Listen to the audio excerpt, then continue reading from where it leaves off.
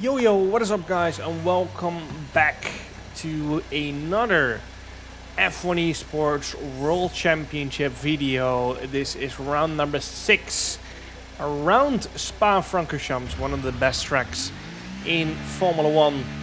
And as you can see, it is very, very moist as we head out on track for our first Q1 run.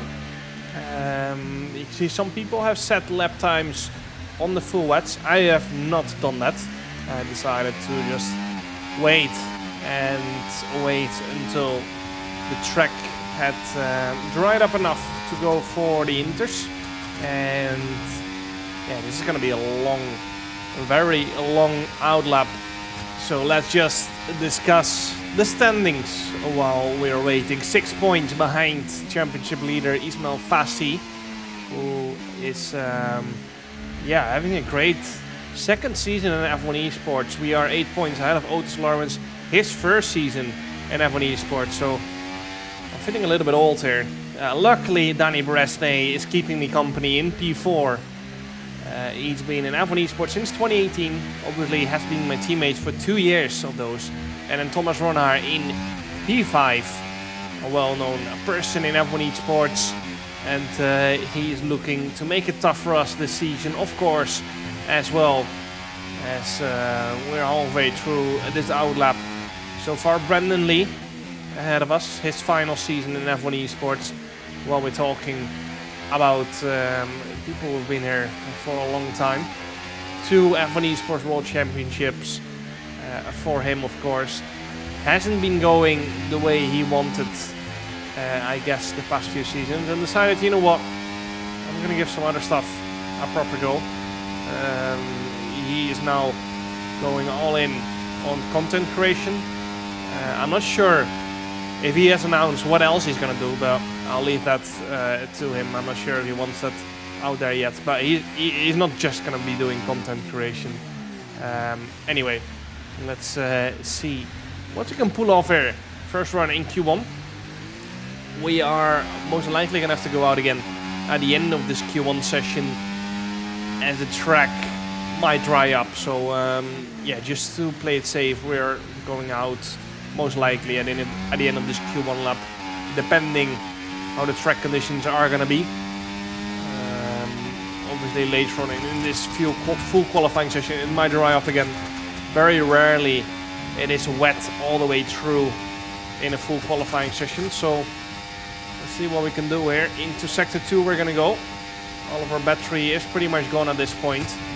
And we are 7.7 tons up on Joris Cruisen, but that lap time is set in wetter conditions and on the full wet compound. So that is not a proper comparison. I think the first 2 cars to finish the laps are the Mercedes cars.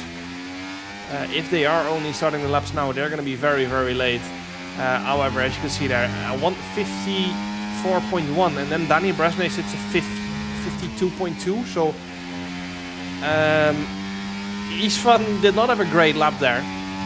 2 seconds off his teammate Danny Bresnay. And let's see what we can do here on our first wet run. Obviously, just feeling how the track is. We're going to have another attempt after this lap, and that one is probably going to be a lot more important. So I'm just trying to get a feel for these wet conditions, trying to get a feel for the track. Because obviously by the time we do this qualifying session, we have not been driving for quite a while.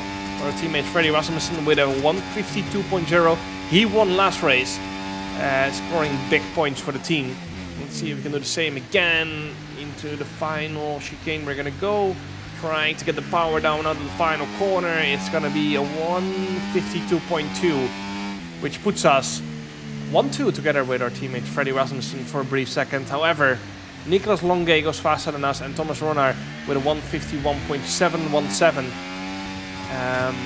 However, as you can see now, as we move on to the last run, we are 2.4 seconds up on our previous time and gained a lot of time to Alvaro Carreton on this lap.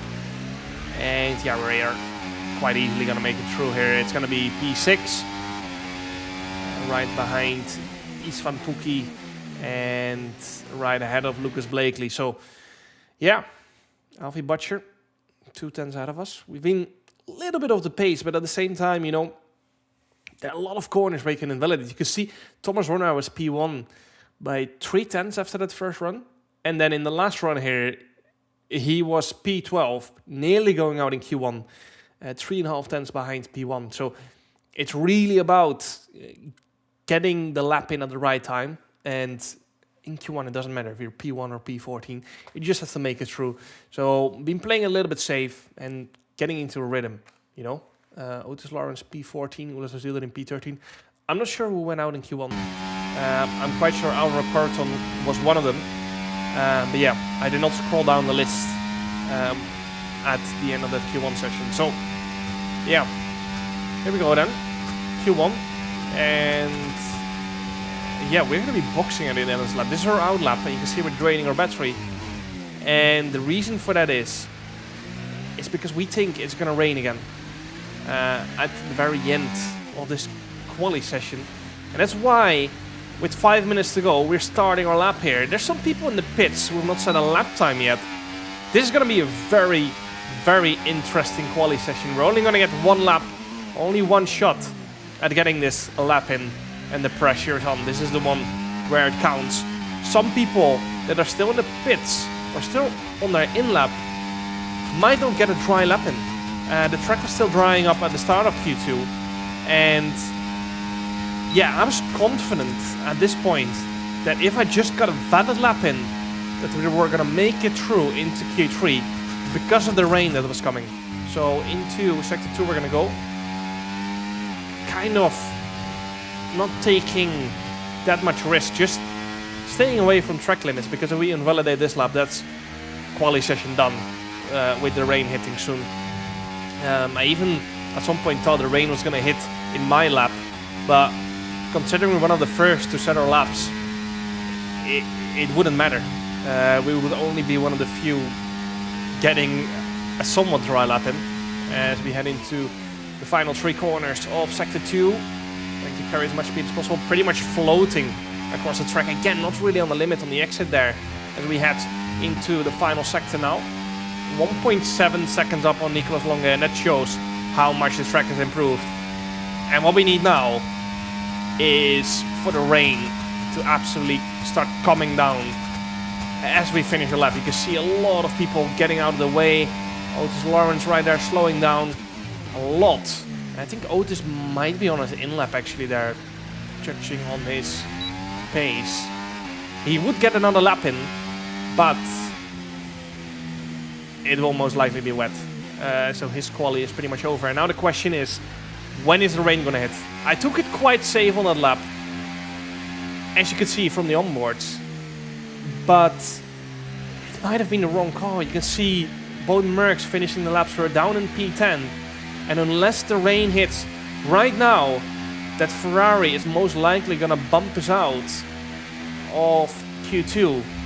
And yeah, you can see the Ferrari crossing the line, and we've dropped down to P11, and with only 1 minute remaining, that is not going to be enough to get another lap in. And we are going to be out in Q2 here around Spa-Francorchamps by only 12 1,000ths of a second as well. You can see how close it is.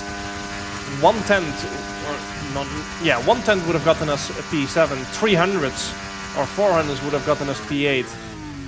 Yeah, if I only would have pushed just slightly harder. Otis driving into the pits because he had no time left in that quali session. Thomas Runner on pole position there, ahead of Alfie Butcher, Ulas Ozilder in P3, Tom Manley P4, Daniel Bresney P5, Istvan Pukki P6, Brendan Lee P7, Nicolas Longe P8, and Ismail Fassi, our championship rival, down in P9. And Otis behind us down in P15 because he didn't get that lap in. Unfortunately, our teammate Freddie Rasmussen down in P10.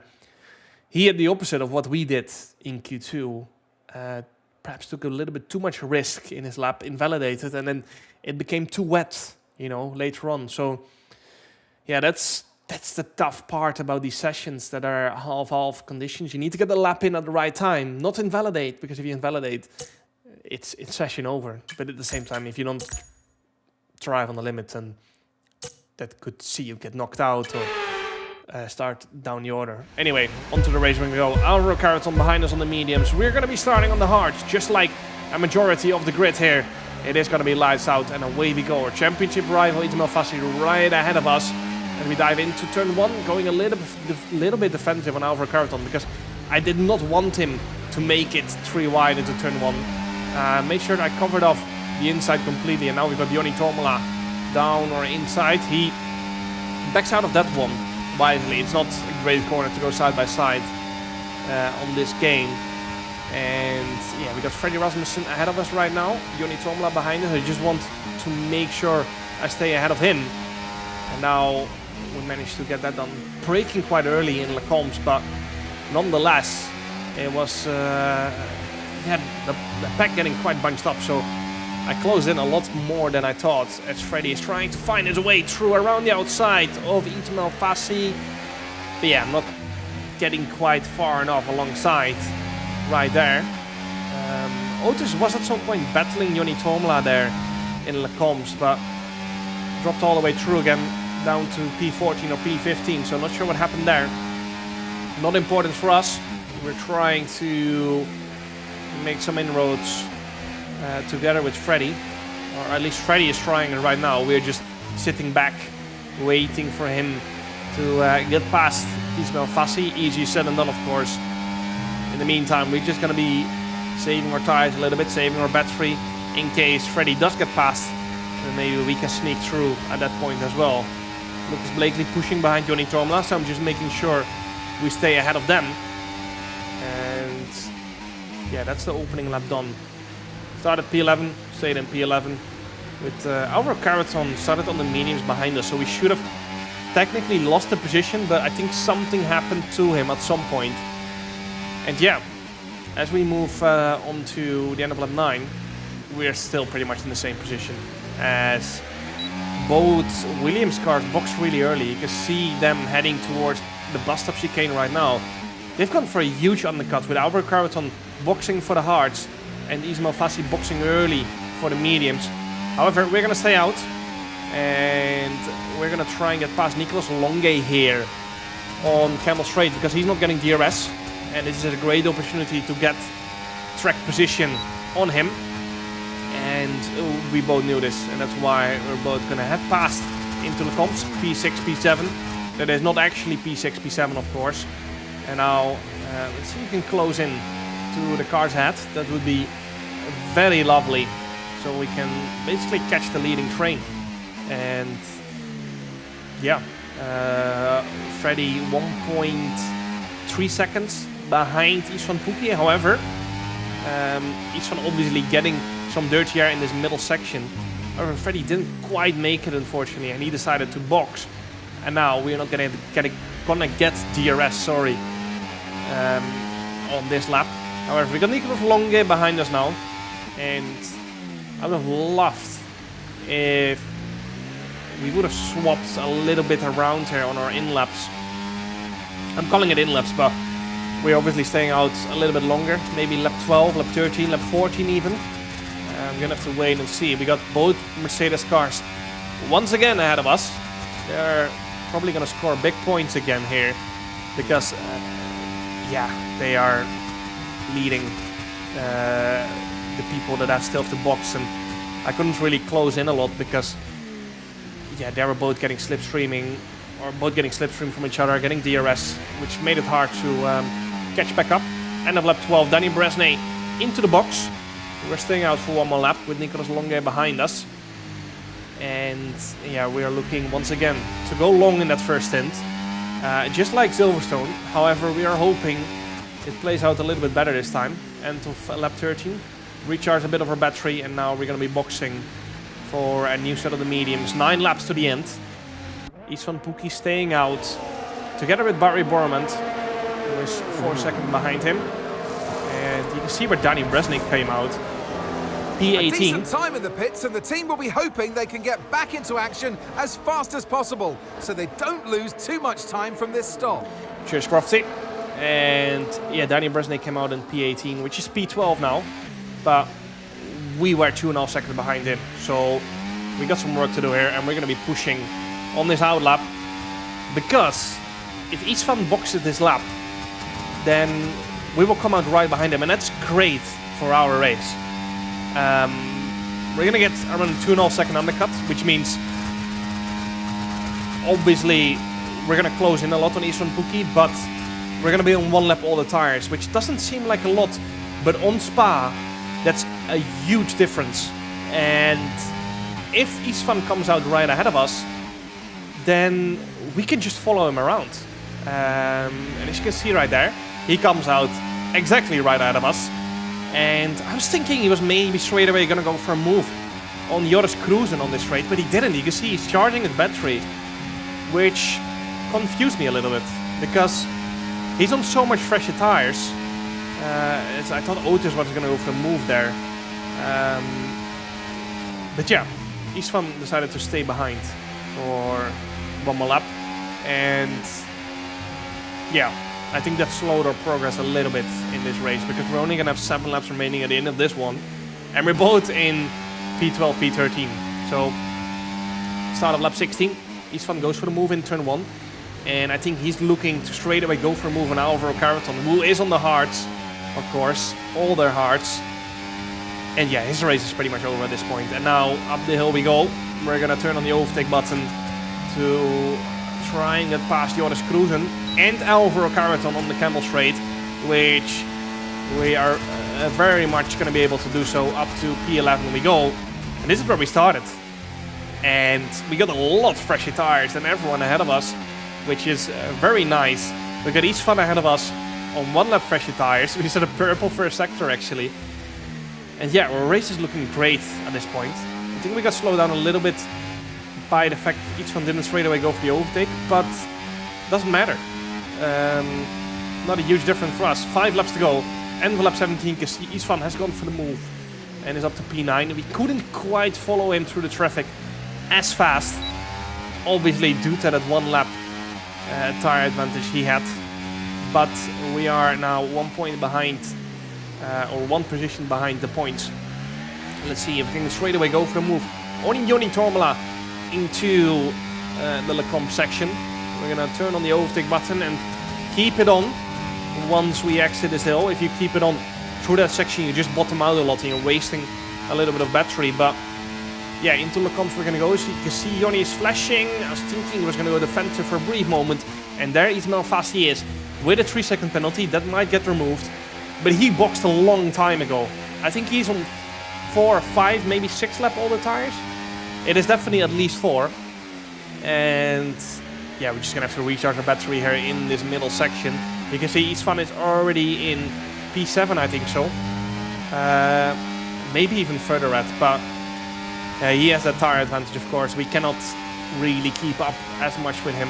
I was thinking about going for a move here in the middle section, but again, a little bit too far back, and we don't need to take too much risk. We got Otis behind us and Ismail right ahead of us, and it's just a matter of time before we get past. So we're gonna turn on the overtake button, go for the move into Blanchimont. We're actually gonna be done by the time we get to Blanchimont.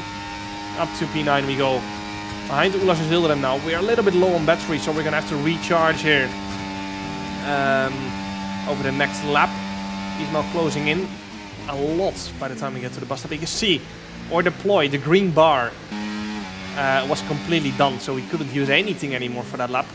3 laps to go from the end now, and Brendan Lee not getting any DRS here on Camel Straight, which is good for us, because that's gonna make this move a lot easier.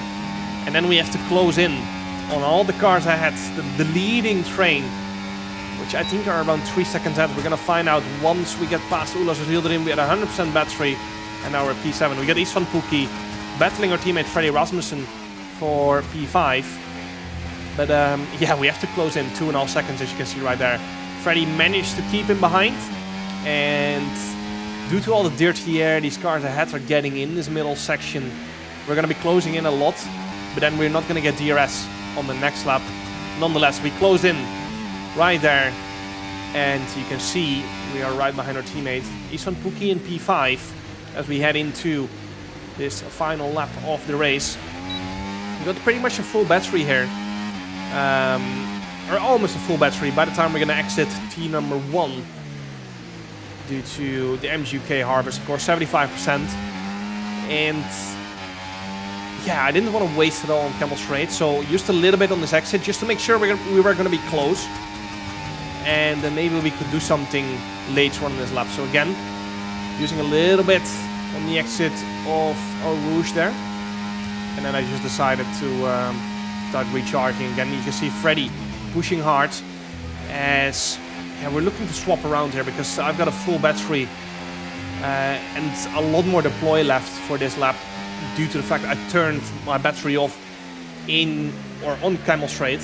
And now, yeah, you can see each one moved up to P2 there because a lot of people right there were on very low battery. So it was frustrating. If we would have just been slightly closer, we could have perhaps done something similar. But yeah, you can see Freddy still trying to make his way past Danny Bresnay. Can't quite. And has to stay in P6 for now. You can see we're on 100% battery. And we're looking to use this all in this final sector to move past Freddy, who's not going to fight this. And perhaps move past Danny Bresnay as well. We don't know its battery, of course.